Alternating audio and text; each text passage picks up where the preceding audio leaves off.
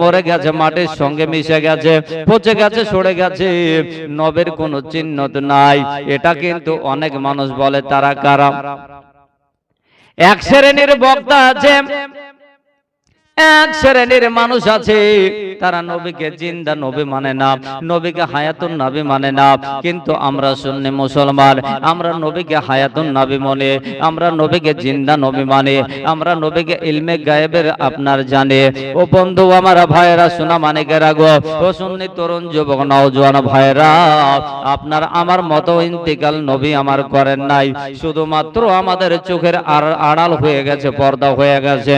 তাই আমার কবি আলা হযরত বলতেছেন, नबी तू जिंदा है वल्लम, तू जिंदा है वल्लाह, मेरे चश्मे आलम से छुप जाने वाले। যে নবী হচ্ছেন জিন্দা, নবী আমার জিন্দা, শুধুমাত্র আমার আপনার চোখের আড়াল হয়ে গেছে, পর্দা হয়ে গেছে। বলুন ঠিক কিনা?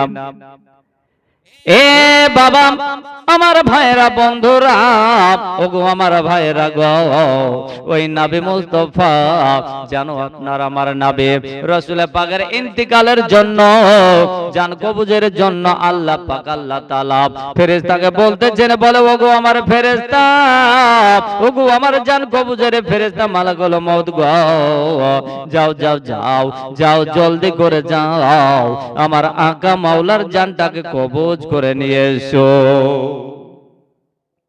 এইদিকে দয়ালু নবী রহমাতুল লিল আলামিন নবী মুস্তাফা নিজের জননী বেটিকে ডাক দিয়ে বলছেন, ফাতেমা